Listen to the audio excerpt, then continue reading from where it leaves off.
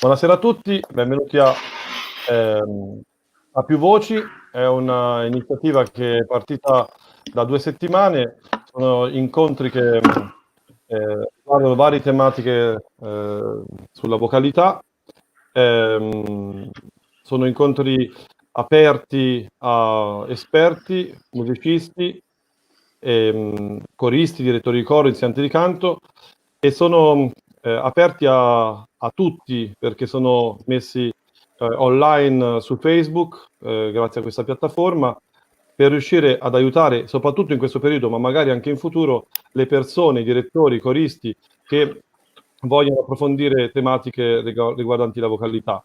La coralità. Oggi parliamo di vocalità e abbiamo alcuni ospiti prestigiosi, ognuno di loro esprime differenti tipi di esperienza vocale, personale, ma anche di intervento nell'ambito della società, in ambito corale, quindi ve li vado a presentare subito. A parte, io sono Lorenzo Donati, sono direttore di coro e sto portando avanti questa iniziativa che ha preso il nome di Coro Online. Si sviluppa in più attività, svolgo la mia attività principalmente come direttore di coro e compositore. Andiamo in ordine alfabetico e anche in ordine di lontananza. Oggi abbiamo un ospite straniero, si collega dall'Argentina, è Virginia Bono. Grazie Virginia di essere qua con noi.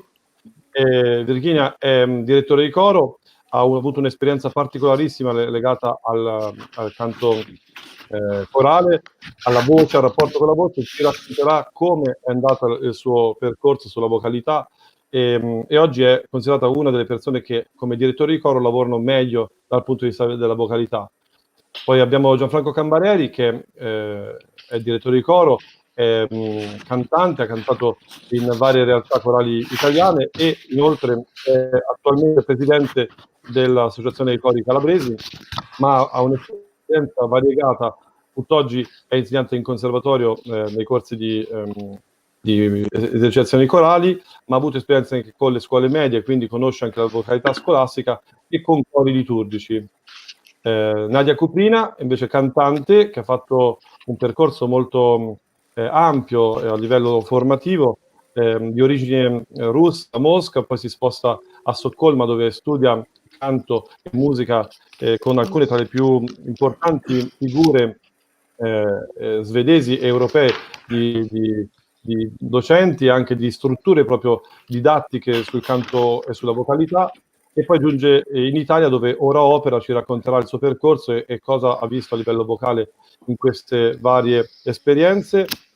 Salvina Miano invece, che rappresenta una delle emergenti realtà vocali e corali legate al mondo delle voci bianche nell'Italia, in particolare con particolare interesse nel sud, dove sempre con difficoltà nascono esperienze corali di questo tipo.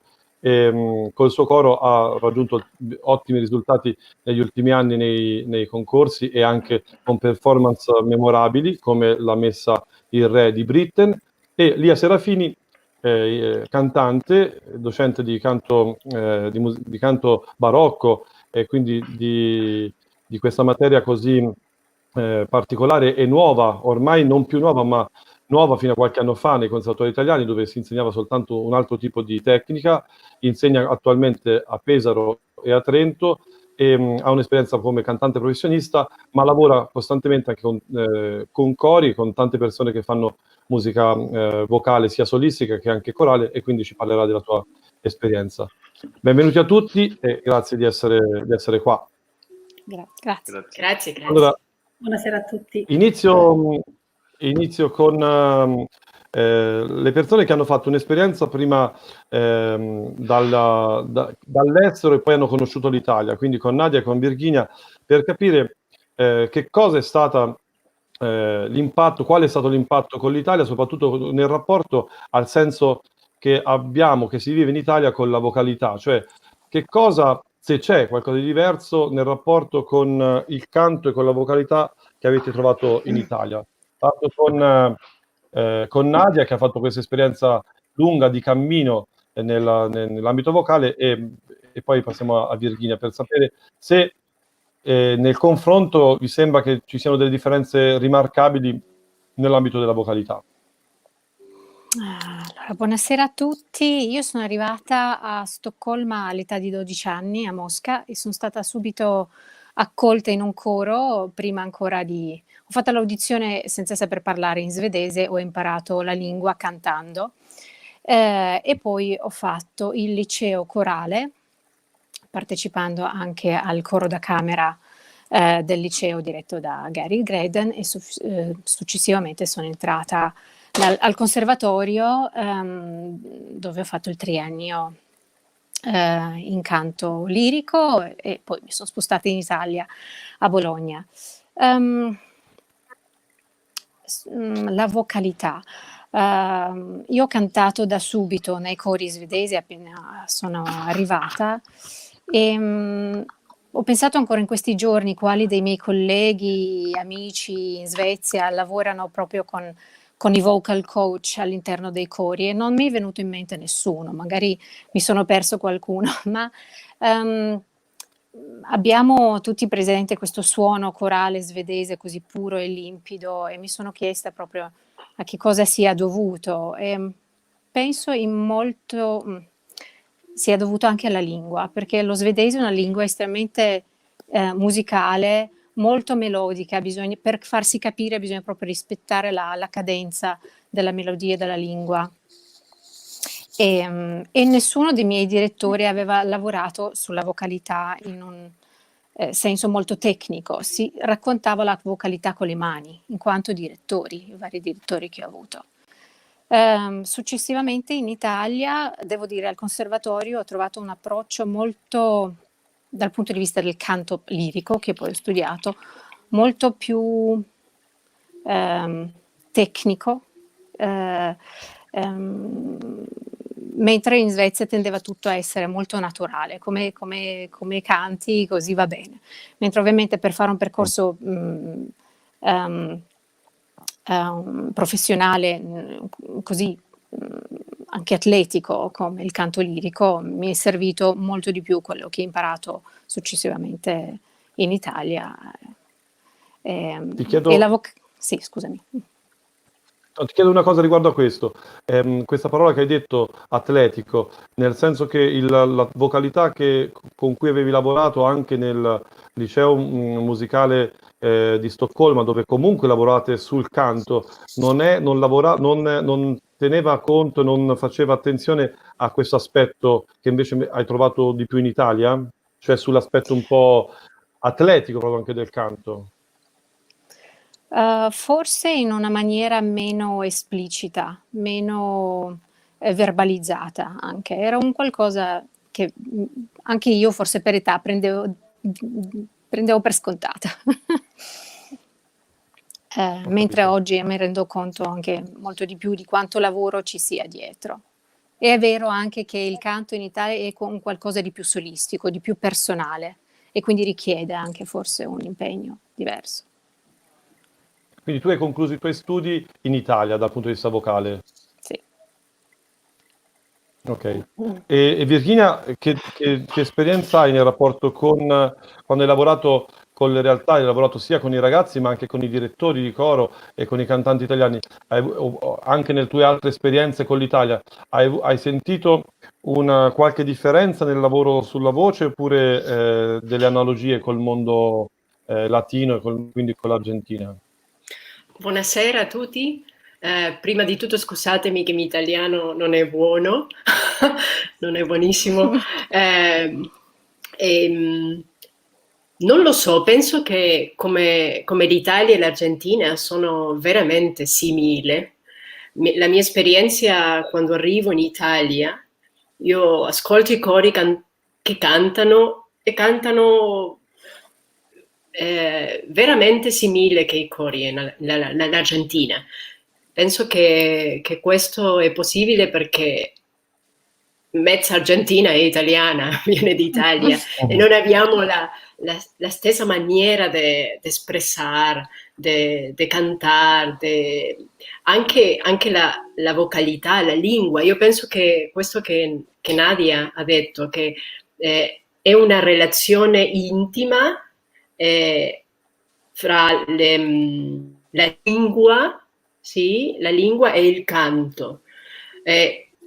Io ho l'esperienza in Germania, perché ho studiato anche in Germania, era così come Nadia in Svizzera. Ho preso naturalmente lezione di canto e la maniera di insegnare il canto è tra la lingua e tra il suono che la lingua suppone come naturale. E lo spagnolo è certo lo spagnolo giusto, lo spagnolo che parliamo in Argentina, è così simile che l'italiano, con le vocali pieni vocali, e dobbiamo sicuramente lavorare la voce un po' tecnicamente per trovare il spazio corretto, il spazio giusto per espressare diversi colori, diverse articolazioni. E questo, in questo senso, ogni vece che io sono in Italia, mi sento a casa con il risultato che viene a me, che io ascolto. E mi sento anche stimolata di lavorare il suono dei coristi come io lo faccio qui all'Argentina, a Santa Fe, in stesso modo, stessa maniera. Quindi Virginia, stai dicendo, e lo confermi un po' quello che diceva Nadia, che il rapporto con la voce nel canto, voi che parlate una lingua leggermente, cioè che siete cresciuti con una lingua diversa dalla nostra, però riconoscete comunque quanto la lingua parlata influenzi il rapporto con il canto, quindi la formazione proprio delle vocali, dove risuonano le vocali. Sì, e non solamente i vocali, anche i consonanti. La prima volta che ho ascoltato, per esempio, un coro di ragazze della Ucraina,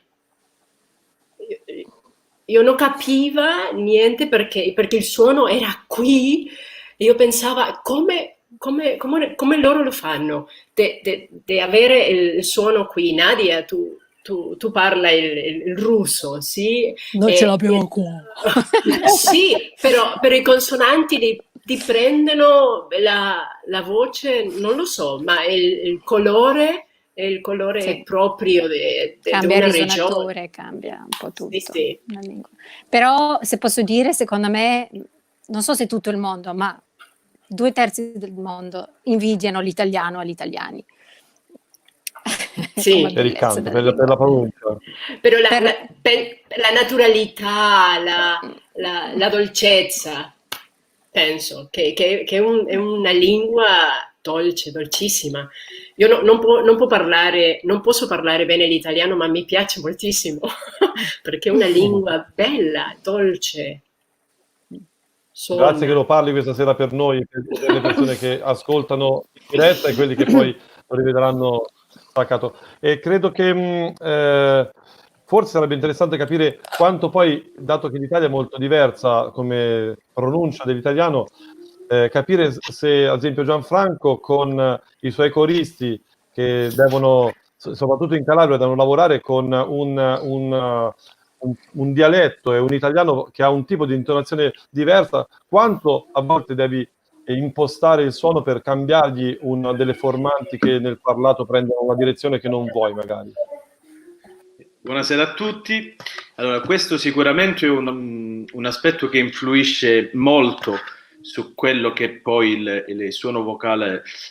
Certo, la ricerca di un ideale di suono comporta anche dover fare i conti inevitabilmente con questo aspetto che cerchiamo di risolvere attraverso alcuni esercizi e nel corso di questi anni. Grazie ai corsi anche tenuti dall'organizzazione Cori Calabria c'è stata la possibilità di confrontare le diverse metodologie di canto, anche il fatto stesso di sentire anche le proposte di diversi docenti provenienti anche da diverse nazionalità. Ecco, questo ci hanno consentito di farci un'idea, diciamo così, quasi internazionale di quella che è la vocalità, per arrivare poi a costruire, secondo ecco, un ideale di suono bello, quello che è il nostro, diciamo così, che rientra nelle nostre caratteristiche proprio. Siamo nell'ambito del Mediterraneo, quindi delle voci calde, piene, che tuttavia devono essere in coro, gestite in una certa maniera, senza perdere però quel colore, quel timbro tipico della vocalità mediterranea. Certo. E Salvina, tu con i tuoi ragazzi, devi lavorare quanto per riuscire a fargli trovare un suono omogeneo, per riuscire ad esempio a portare in fondo brani così complessi come una messa di Britten, come hai eseguito più volte, dalle difficoltà non soltanto come note ma anche vocali molto importanti. Qual è il lavoro, oltre che il lavoro sulla lingua, sulla pronuncia, che tipo di lavoro svolgi e per quanto tempo? Allora, intanto, buonasera a tutti. Sicuramente non è un lavoro che nasce da un giorno all'altro, cioè un lavoro che viene portato avanti gradualmente negli anni, e quindi c'è un'esplorazione della voce che inizia da piccoli, e quindi quando si propone questo tipo di repertorio ai ragazzi è perché si ritiene che i ragazzi siano pronti per affrontarlo, e quindi c'è sicuramente un lavoro appunto in itinere.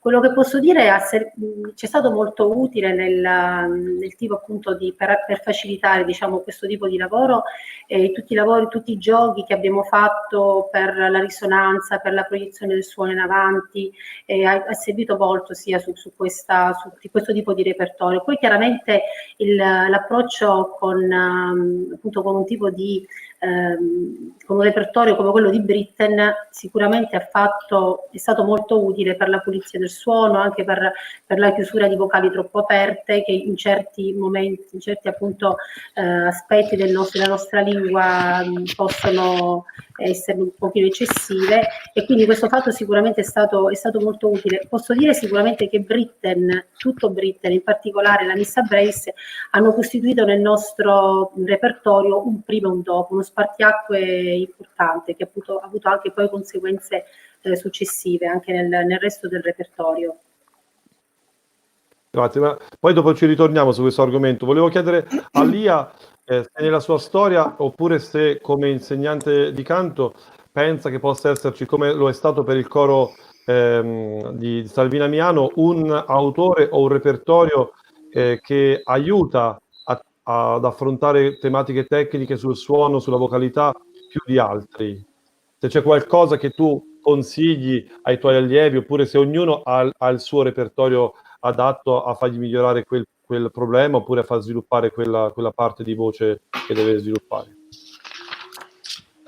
Allora, buonasera a tutti. Intanto dirò proprio 2 parole sulla mia storia, senza dilungarmi tanto, ma perché può essere comunque curiosa.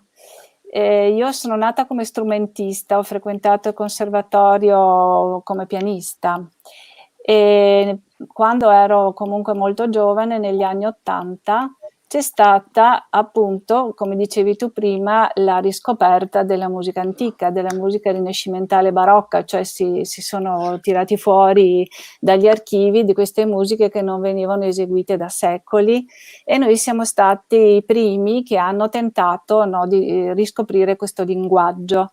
Inizialmente essendo questi spartiti comunque musicalmente piuttosto difficili, ci hanno richiesto di cantare assolutamente senza un'impostazione vocale, ma era necessario che fossimo dei musicisti più preparati, perché altrimenti era impossibile leggere queste musiche complesse. Però ci siamo accorti veramente in brevissimo tempo che ti interrompo. Sì. Quindi più musicisti e meno cantanti. Bravissimo, è solo che noi ci siamo dall'interno ci siamo resi conto in brevissimo tempo che così non si poteva andare avanti, perché avevamo bisogno di una particolare purezza di suono, ma anche di tantissima energia. E quindi ci siamo messi a ricercare qualcosa che ci desse la possibilità di di cantare bene questa musica con agio, e abbiamo iniziato una ricerca molto approfondita. E io per esempio sono approdata senz'altro al bel canto, che diciamo ha dei principi che secondo me sono universali, validi veramente per qualsiasi repertorio, perché si occupa sostanzialmente di libertà di suono, insomma, di libertà di respiro, di libertà assoluta. E quindi la seconda domanda, scusa, che mi avevi fatto era? No, mi collego a questa. Sì. A questo punto qui tu dici, tu sei partita come strumentista, sei Sì. passata attraverso la musica antica, ma non sei andata a una vocalità, diciamo, da subito che fosse verso la musica antica, anche perché forse degli anni in cui tu stai parlando ancora erano proprio i primordi dello studio della Esatto. vocalità. Quindi sei Sì. passata comunque attraverso il bel canto, Sì, quella parte un po' ginnica di cui parlava Nadia. beh, è una parte che comunque è ginnica, ma nel senso che certo non si può, cioè bisogna capire bene le relazioni fra l'energia appunto e lo sforzo, no? Cioè ci vuole tanta energia ma senza sforzo. Questo è lo studio, diciamo, più difficile, perché è uno studio che va molto in profondità anche nella persona stessa, insomma. Io personalmente, occupandomi di musica antica, amo molto la cameristica.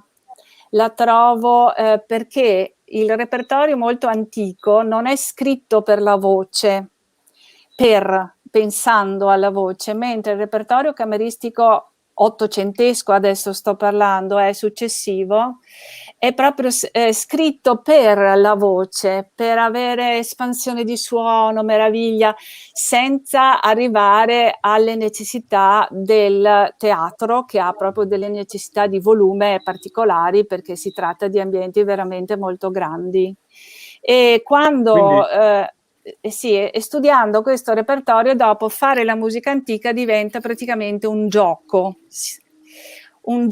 di stile, perché quello che ha di particolare questa musica è lo stile particolarissimo. È una musica molto difficile comunque dal punto di vista della vocalità. La musica cameristica dal punto di vista della vocalità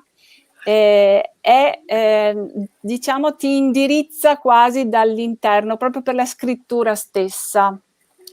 Quindi anche... scusa se ti interrompo. Sì. Tu dici, un allievo che sta dando canto o anche a un corista comunque che si vuole avvicinare a uno studio più approfondito del canto, un repertorio iniziale interessante per la tecnica potrebbe essere quello lideristico, quello comunque ottocentesco, non quello cameristico, non quello chiaramente operistico, perché ha bisogno di una tecnica differente, ma evitando magari di partire proprio dalle cose più antiche, perché sono più complesse tecnicamente. Sì, io spesso con quelli che fanno il pre-accademico o i propedeutici così, preferisco non partire dalla musica antica, perché in qualche caso, non in tutti naturalmente, alcuni hanno veramente un grande talento e non c'è problema, ma in qualche caso può essere un po' castrante, perché si pensa, essendo molto difficile la musica proprio, no? Allora si concentra l'attenzione su delle cose che non hanno a che fare con la libertà della voce. E si finisce con l'ostacolarsi praticamente, o con l'ostacolare lo sviluppo bello della voce con queste strutture che sono molto complicate, insomma. Grazie. So dalla storia, perché ne abbiamo parlato in passato con Virginia, che anche lei è nata come strumentista, e poi dopo chiederò la stessa cosa a Nadia, perché non so se anche Nadia ha scelto di fare la cantante o se prima è passata da uno strumento, però di Virginia so che è partita come flautista e poi però diciamo che addirittura avevi un brutto rapporto con la voce all'inizio. Con il canto corale che insegna Cambareri in conservatorio mi dicevi che avevi un brutto rapporto, non con lui, con la materia. Sì, certo, e non solo suonava la flauta, sino che la mia direttora, quando io era 15 anni, mi ha detto: no, Virginia, tu non canta, per favore. E dopo ho iniziato a studiare direzione corale perché era vicino alla flauta dolce, che era il mio strumento. Perché io volevo dirigere ensemble, gruppi di flauti. Ma sì, e io mi innamoré del canto corale e ho dovuto anche fare tanti esercizi per la mia voce, perché io penso che è una cosa molto buonissima per me, perché sempre con libertà, come ha detto Lia, io ho cantato sempre e non mi importavo come cantava. Sì, non mi importava come cantava, sennò cercava sempre di espressare qualche cosa, di sentire anche nel mio corpo qualcosa successo, no? E io penso che quello è come mi percorso con il canto. Io penso che è un percorso anche per tutti i cantanti, specialmente per i cantanti di cori, no? Prima di tutto lasciare la voce che vengano fuori, sì? Non si può migliorare quello che è nascosto, sì? Deve mettere fuori e poi quando la voce è fuori, quando ha già la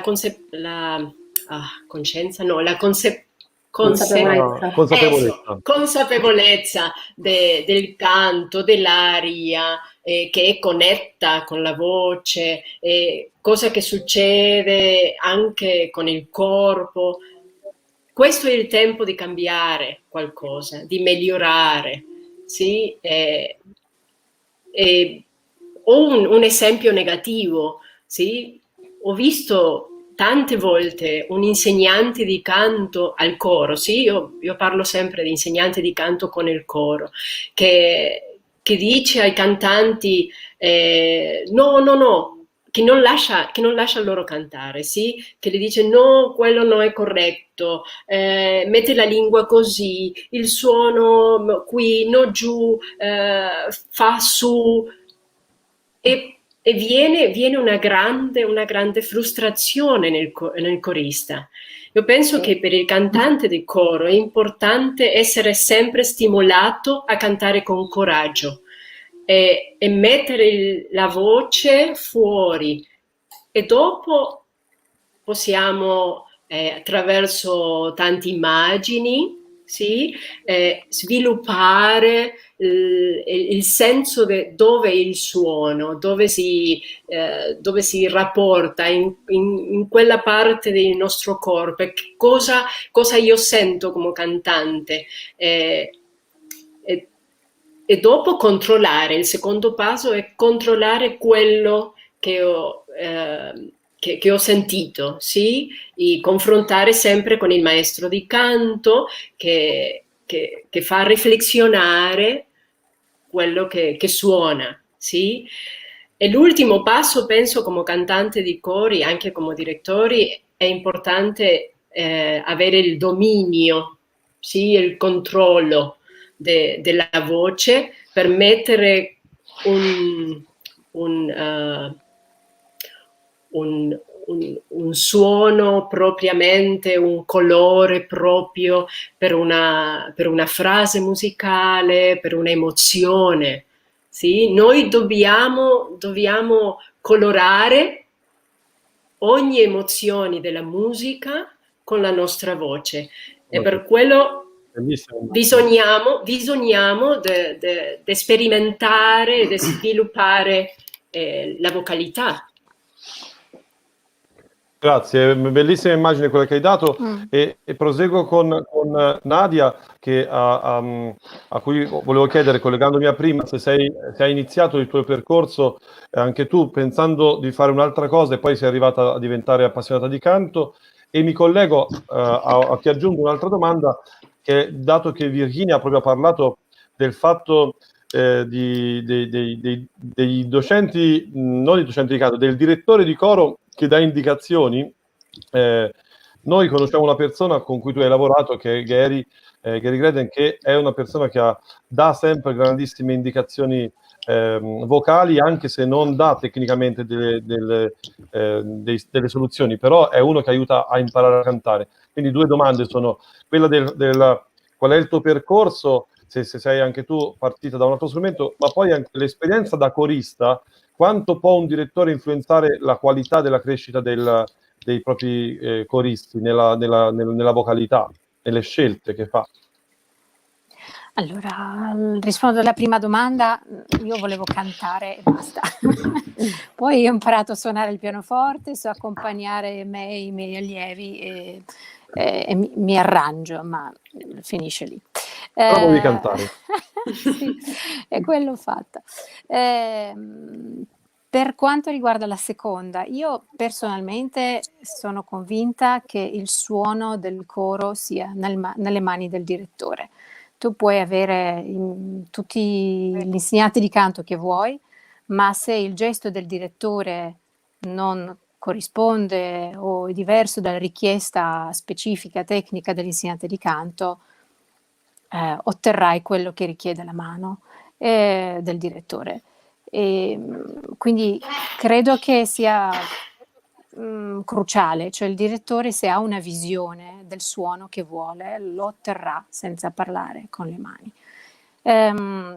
Se prendiamo Gary, è un direttore che canta, che sicuramente ha una consapevolezza dello strumento e ha un'idea molto chiara del suono che può ottenere da un coro. L'insegnante di canto, secondo me, è molto utile al singolo corista per capire e percepire meglio il proprio strumento. Ma certo. Invece credo che il direttore è il vero mago dello strumento coro, del suono coro. E scusami, se posso collegarmi a quello che diceva prima Virginia sulla libertà del cantare. Io spesso, lavorando con i bambini, rifletto sul fatto che non ci sono molte occasioni nella vita quotidiana, ormai dei bambini, ma anche non solo dei bambini, di cantare. Siamo bombardati di stimoli sonori, di musiche, di registrazioni, spesso finte, fatte in studio, ed è ormai una rarità trovarsi una situazione dove ci mettiamo e cantiamo, non importa quasi come.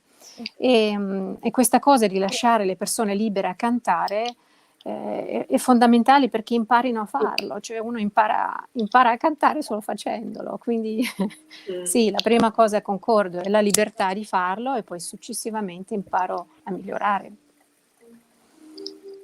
Grazie, bellissima cosa.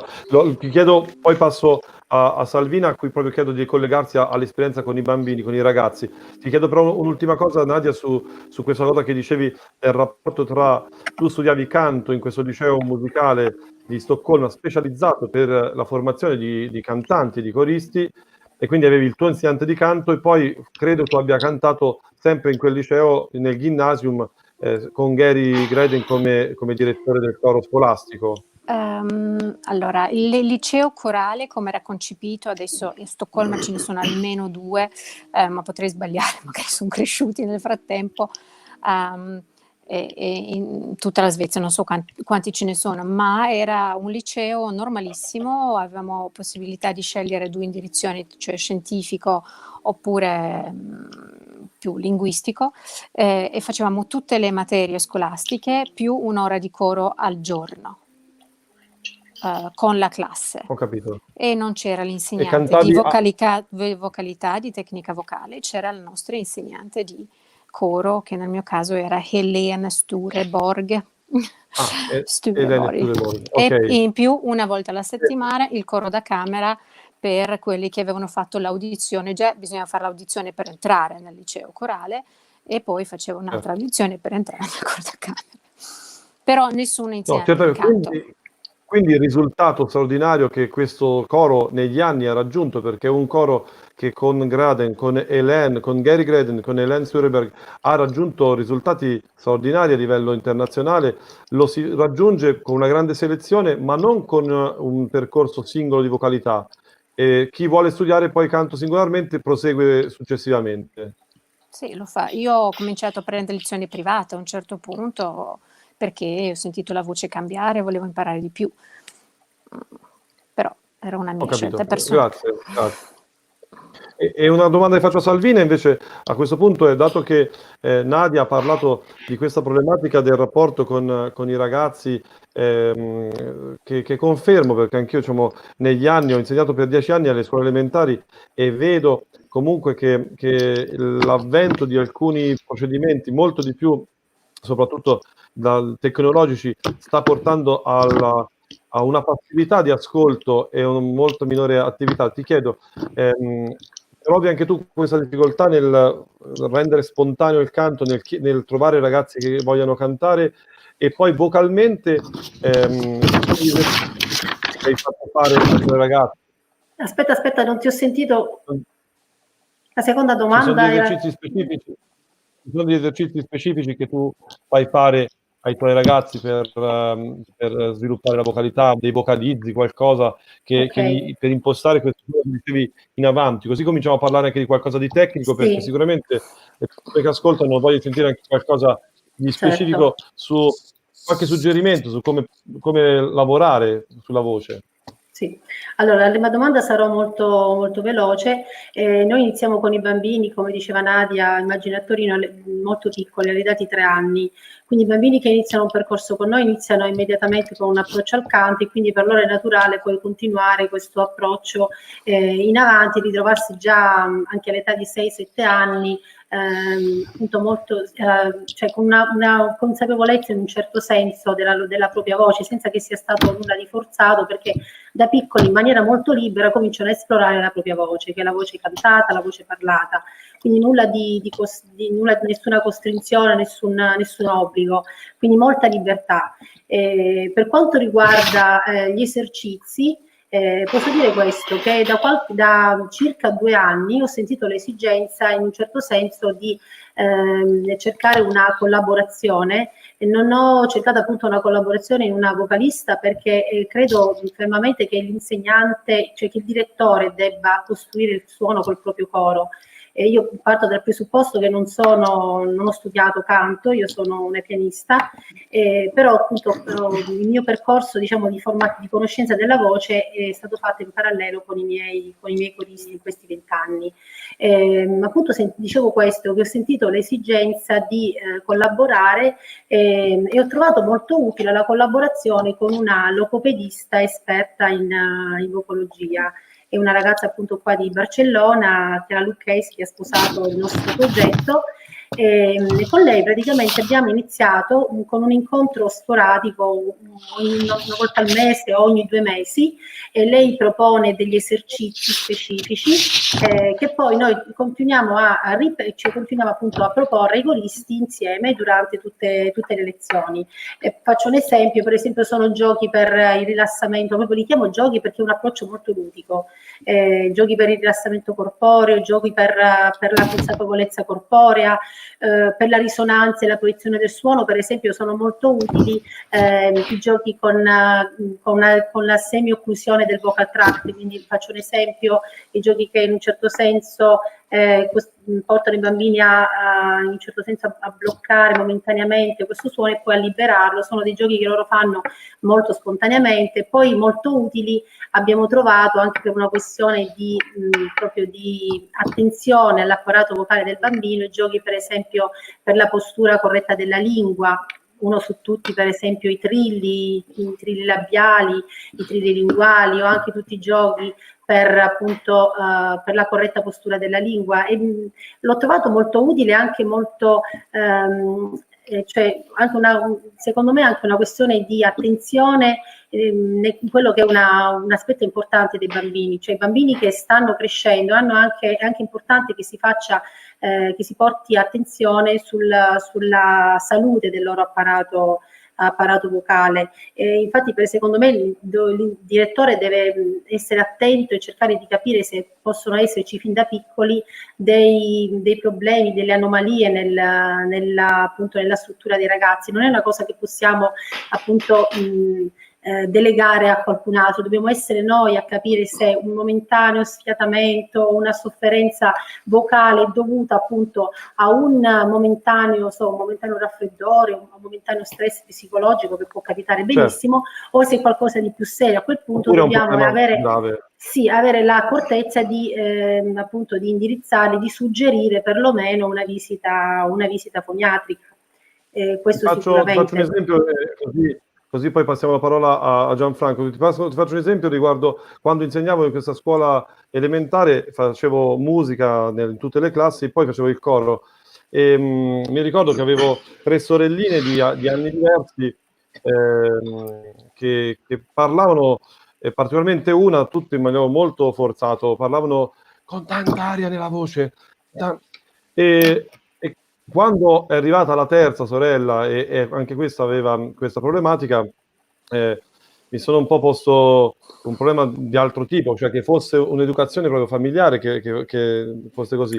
Perché spesso imitano la famiglia. Esatto. Infatti io spesso... con la madre, infatti... Gli chiesi di poter parlare, perché credevo che dovessero andare comunque a fare un po' di rieducazione fonatoria, perché perdevano la voce alle 8:45 della mattina, perché ormai erano già state, e la madre mi dice: che problema c'è? Non ho capito. E quindi lei era sfiatata come loro. Quindi in effetti è importante, perché a volte noi abbiamo anche un orecchio particolarmente attento a una questione che a volte non si cura, che è la voce, cioè uno che studia canto, uno che canta in coro, fa subito attenzione se la persona ha la voce squillante, se ce l'ha avanti, se ce l'ha un po' rotta, se si rompe solo su alcune vocali, se è camuffata, perché a volte parliamo con persone camuffate. Dato che dobbiamo proseguire, vado su Gianfranco, perché con Gianfranco Cambarelli invece parliamo dell'esperienza. Il confronto a volte è umiliante un pochettino, Gianfranco, ne abbiamo parlato altre volte, tra la nostra realtà, le nostre realtà educative di conservatorio, e le realtà a volte straordinarie come l'associazione di Salvina, ma le realtà statali o comunque pubbliche come quella in Svezia di cui ha parlato Nadia, cioè una scuola in cui il coro è un punto di riferimento, in cui si fa l'audizione per entrare a scuola. Tu che lavori con i ragazzi nei conservatori, sai bene come a volte dobbiamo tirarli dentro a cantare in coro con la frusta, con le caramelle, come fanno le suore. Sì, devo dire che sotto questo aspetto io da diversi anni nel costituire il coro da camera, che è il coro che praticamente è incaricato per le produzioni annuali del conservatorio, ci sono in genere 2 o 3 produzioni, da diversi anni ho messo le audizioni, quindi vengono ammessi sia strumentisti, devo essere sincero, la maggioranza sono quasi tutti strumentisti, e alcuni cantanti. Poi il mio lavoro lo faccio con i ragazzi, con gli strumentisti che fanno il triennio e il biennio, e con i cantanti. Ho pensato di dividerli in gruppi, poiché le problematiche da affrontare sono diverse. Ecco, trovi il ragazzo che arriva e la prima cosa che ti dice: maestro, sono stonato, non so cantare, mette già le mani avanti così. Quindi devi iniziare a fare un certo tipo di lavoro psicologico, fargli capire che il canto è un gesto spontaneo, naturale, e ancora di più per un musicista è fondamentale sapersi esprimere anche con il canto.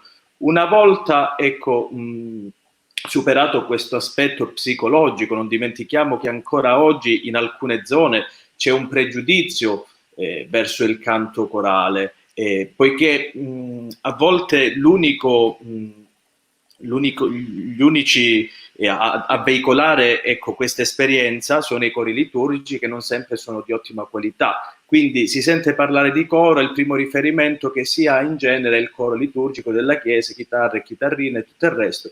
Quindi poi nel momento in cui si comincia a fare un certo tipo di esperienza, a conoscere se stessi ancora di più che nell'espressione vocale, ci si appassiona. Io in genere, ecco, con gli strumentisti parto da quelle che sono le cosiddette azioni paralinguistiche, no? Per fargli capire che già nei gesti quotidiani c'è già un'espressione del canto. Ecco, partendo da quelli per poi arrivare a dei veri e propri esercizi che possono, ecco, aiutare per impostare un determinato discorso. Con i cantanti faccio un discorso a parte, lì ci sono altri tipi di problematiche, penso sia giusto anche voglio o non voglio un direttore di coro per esigenze, anche se lo dice esplicitamente, in maniera esplicita o non esplicita, deve intervenire in qualche modo anche sulla tecnica, sulla vocalità. Quindi per evitare problematiche, diciamo così, con i colleghi, io preferisco con loro fare un certo tipo di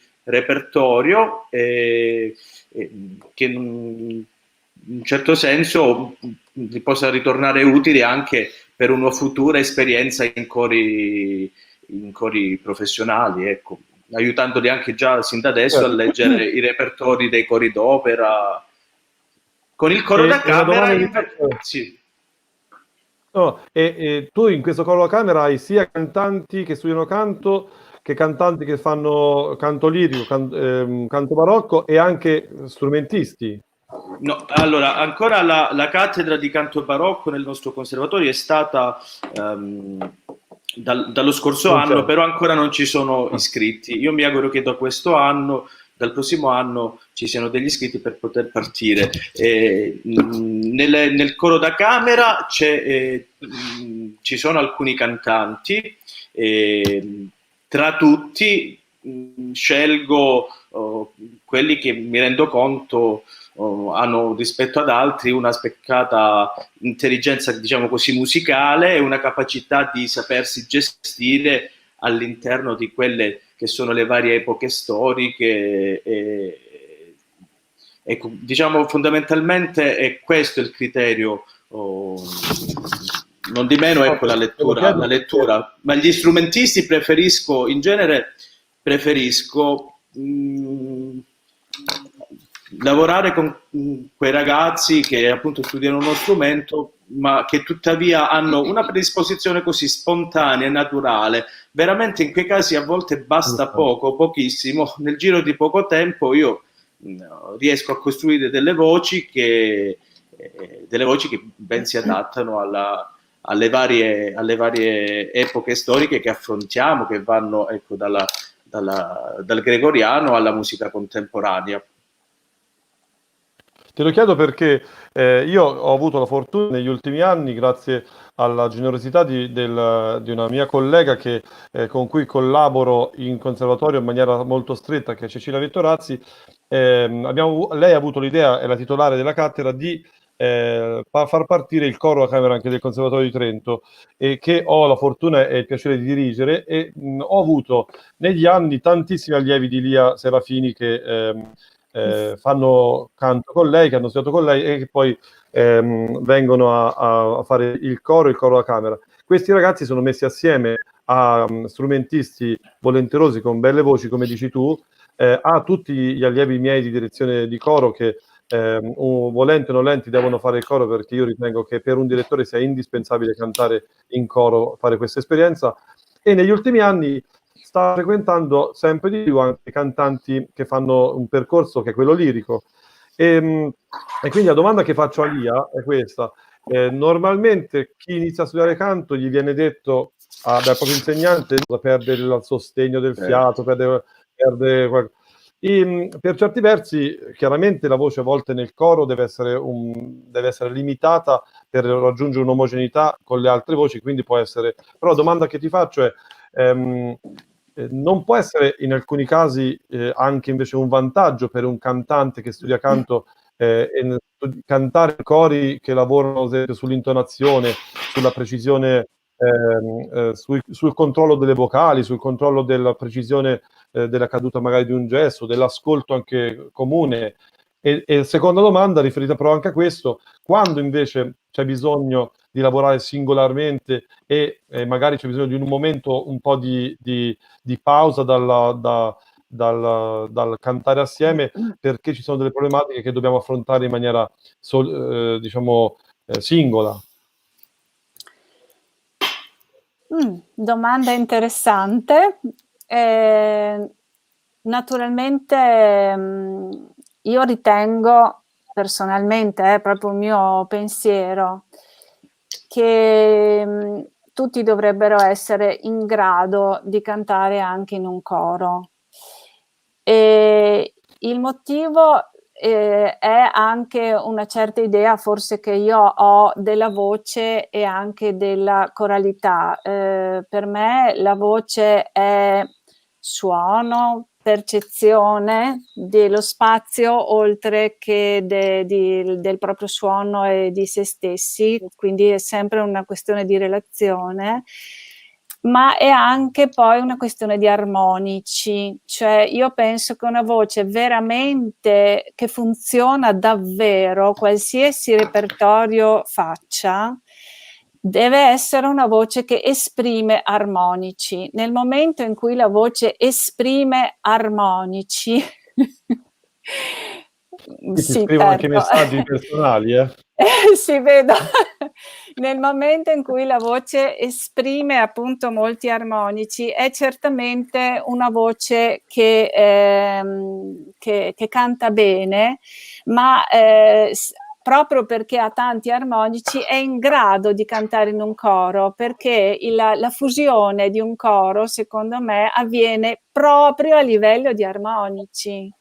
Quindi noi non dobbiamo avere dei preconcetti sulle voci, le voci sono ognuna quello che è secondo la sua natura.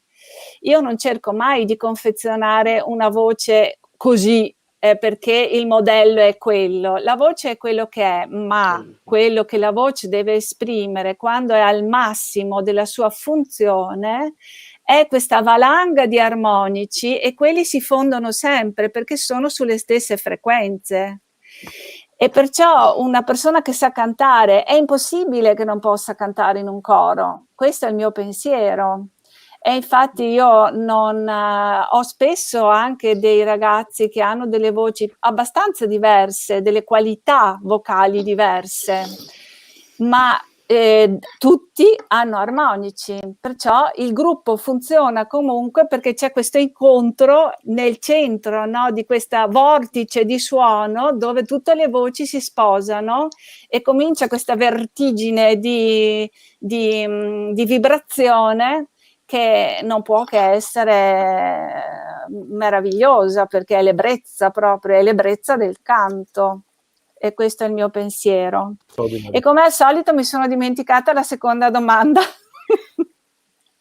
La seconda domanda era se c'è qualcosa, se c'è qualche problematica vocale o qualche momento di studio nel percorso di un allievo in cui, sì, o anche di un corista in cui è bene magari stoppare per un attimo la presenza sì, nel lavoro di sezione e lavorare sì, un po' più singolarmente. C'è qualche problematica sì, vocale, qualche...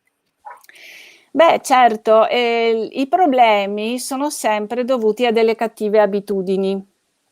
D'altra parte si può cantare solo sulle abitudini, perché noi non è che possiamo quando cantiamo stare a pensare a tutto quello che facciamo, no? Cioè, e quindi il momento, per esempio, del vocalizzo, sono momenti veramente fondamentali per togliersi qualsiasi altro tipo di problemi, la musica, l'andare a tempo, l'intonazione, così, e focalizzarsi sul proprio disagio, quando c'è, naturalmente stiamo parlando di un disagio che c'è, no? Perché in quel momento io posso focalizzarmi su quel disagio, cercare una soluzione, e una volta che ho trovato questa soluzione incredibile, questa cosa che io non avevo mai pensato, non sapevo che ci fosse anche questa possibilità per me, posso da quel momento acquisire una nuova abitudine, però ci vuole del tempo. E quindi quello può essere appunto la necessità dello studio, dello staccarsi un attimo per ricalibrare quel qualcosa che non era perfettamente funzionale. Ti ringrazio, è molto interessante anche questo che dici, e diciamo che rimangono pochi minuti, ma vorrei fare un giro finale di interventi, e mi farebbe piacere che se voi riusciste a dare un esercizio, un consiglio in poche parole, un'immagine, come ha detto Virginia prima, o le persone che ascoltano, ci sono ovviamente in ascolto sia, e ascolteranno anche in futuro, persone che sono direttori di coro, alcuni sono cantanti, altri sono coristi. C'è qualcosa che può aiutare una di queste categorie, oppure avete degli esercizi interessanti su cui possiamo lavorare? Vi dico il primo io, e mi ha fatto venire in mente proprio Lia, proprio pensando a un insegnante che per me è stato fondamentale in questo senso, che è stato Gary Graydon, e che una volta parlando di intonazione disse: se avete un coro che ha suoni brutti, fatelo intonare, perché nell'intonazione, e questo è quello che riguarda gli armonici, questo parlo da direttore di coro, Lia, non tanto da cantante, un coro che ha suoni non tanto belli, ma se canta intonato fa risuonare gli armonici, e quindi c'è quel turbinio di armonici, ancora meglio se canta intonato un coro che non ha problemi vocali. E la seconda cosa è invece un'esperienza che ho avuto con i vocalizzi fatti con il riscaldamento straordinario che fa tutte le volte che lavora col Corti. Riscaldamento ogni volta improvvisato su scale diverse, su scale, c'è qualche rumore in atto, vediamo se ho trovato il colpevole, vediamo se era Gianfranco. Sì, era Gianfranco, rumore, vedi. Ti ho messo il muto, ora puoi riparlare. No, era chiuso. Sì, no, l'ho chiuso io. Dicevo, volevo dire, Nicole Corti fa esercizi sempre improvvisando, scale non né maggiori né minori, intervalli particolari. Ogni volta che ripete aggiunge una nota, ne aggiunge due, ne toglie una, lavora sull'estensione, poi lavora sul suono fermo.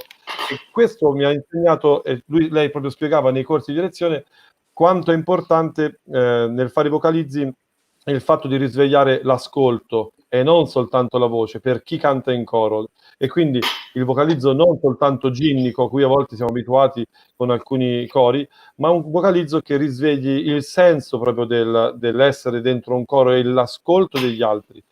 Mi collego a questa cosa e apro invece una domanda, parlando di tecnica e di esercizi, a Virginia. Gli do un'immagine che lei ha dato a tante persone nei corsi che ha fatto in Italia, e chiedo se questa può essere allargata.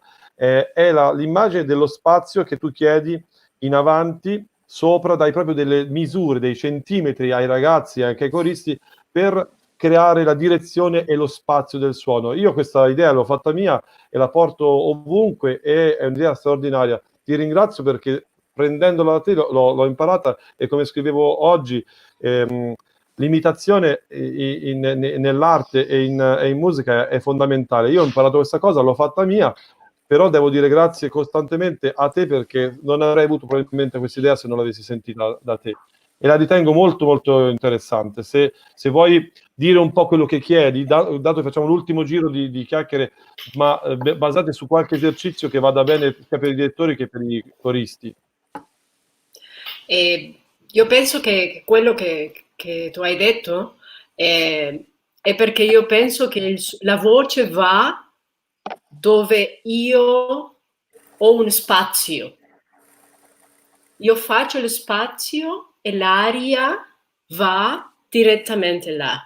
E se per quello che facciamo sempre esercizi per sentire, per avere la sensibilità di trovare il suono in quello spazio che io lascio nel tracto vocale, o lo dico in spagnolo, nel tracto vocale creo un spazio, sì, giù o su o indietro, davanti, e dove io ho un spazio viene il suono, viene l'aria.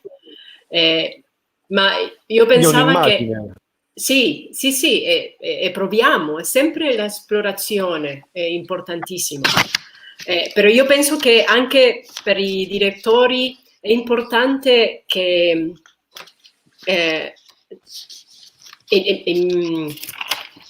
secondo me è importante che i direttori sappiamo che la vocalità è come dire una frase musicale, come cantare una frase musicale e connetta con l'espressività delle parole. Sì? È sempre pensare che se ho bisogno di fare un suono piadoso, per esempio, come lo faccio? Lo faccio pensando come parlo io, per esempio devotamente, con devozione, sì? E io parlo lentamente, qual è l'articolazione, qual è il colore, qual è sì, e propriamente mettere quell'articolazione, quello colore, quello timbro in quella frase musicale. E sempre pensare, io non posso dirti, Lorenzo, io ti voglio bene, tu sei importante per me. No, è sempre come io parlo, che non trasmette questo, come io canto. non dà, come io parlo, come io canto. È importante di tradurre quello in aspetti tecnici per fare la voce così, per fare la musica così, in quella tonalità, in quello colore, in quello timbro, quella è l'articolazione del testo, perché noi direttori quando facciamo una musica corale, un pezzo, un brano, non pensiamo solamente alle note, alle durazione, sino all'emozione, e dobbiamo fare sempre emozionalmente la musica e tradurre e dire al cantante veramente, certamente come quello è quello che mi innamora della musica corale. È una cosa che succede anche ai direttori, quella che quando chiedono un forte fanno la faccia arrabbiata perché deve essere forte, e il forte viene sempre cattivo, perché non riusciamo quasi mai a fare un forte gioioso. Sì. Qualcun altro di voi ha qualche esercizio, qualcosa che vorrebbe dare come consiglio? Tu, Nadia, ai tuoi ragazzi, oppure i tuoi ragazzi che fanno musical con te, che studiano vocalità per i musical, hai un esercizio, qualcosa con cui possono crescere vocalmente? Musical è ancora un altro capitolo molto grande, però una cosa che riscontro forse sempre di più nei bambini e nei giovani è un errore posturale che è molto semplice da vedere per un direttore, ovvero, se mi giro, è questa postura qua. E spesso basta, cioè io noto che devo sempre insistere molto sul collo alto. E questo, perché questo poi permette di salire con la voce. Chi è abituato, spesso non so, bambini che sono poco tonici oggi, poco ginici, assumono questa cosa qua, e bisogna sempre insistere per raddrizzare, per avere una postura più nobile, più bella. E i bambini spesso chiedo di immaginare di avere una bocca qui, una seconda bocca che canta. Nel momento in cui schiacci, questo non riesce a cantare con la bocca dietro, stai sbagliando qualcosa. Se riesci a cantare con tutte e due, allora va bene, basta. Simpatico anche questo. Salvina, tu hai qualche esercizio, qualche cosa, qualche trucco per aiutare i tuoi ragazzi a trovare il suono, a parte questi esercizi di cui parlavi prima?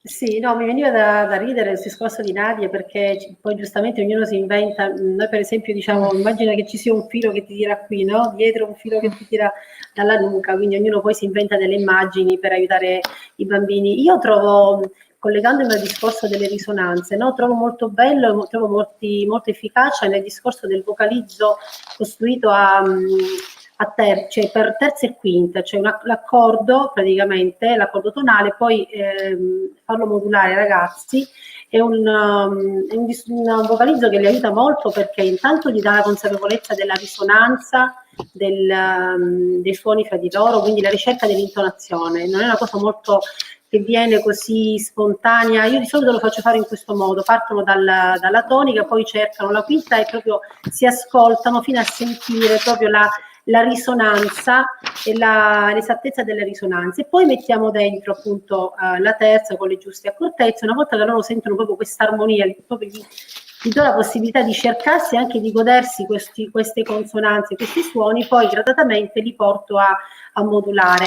È un esercizio perché mi dà molti risultati, perché secondo me, appunto, come si diceva prima, si unisce la questione vocale con la questione proprio della ricerca del suono, e quindi sono due aspetti importanti che vengono a unirsi insieme. Grazie. Poi l'ultima cosa che volevo dire, sì. Vai, finisci. Termina, No, volevo dire questa, che è una cosa appunto, che un'esperienza che mi viene da dire, no?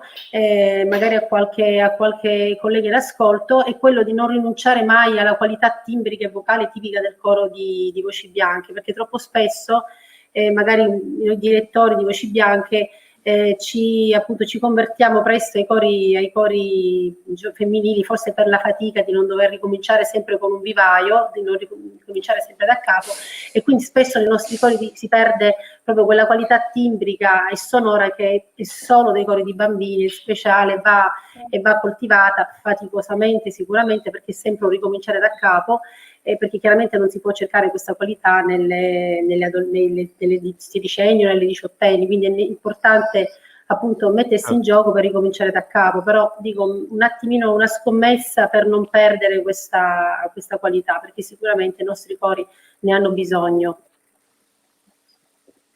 Ti ringrazio. E invece l'ultima domanda per Gianfranco è legata a parte da un'esperienza che lui ha avuto portando una scuola media normalissima a un concorso internazionale importante, raggiungendo un premio, e la domanda è: come è riuscito, con quali esercizi, con quale tipo di lavoro sei riuscito a portare anni fa una realtà di ambito scolastico, era una scuola media normale in cui eri il docente di musica, a un livello tale da poter eseguire brani come Salve Regina di Cocia?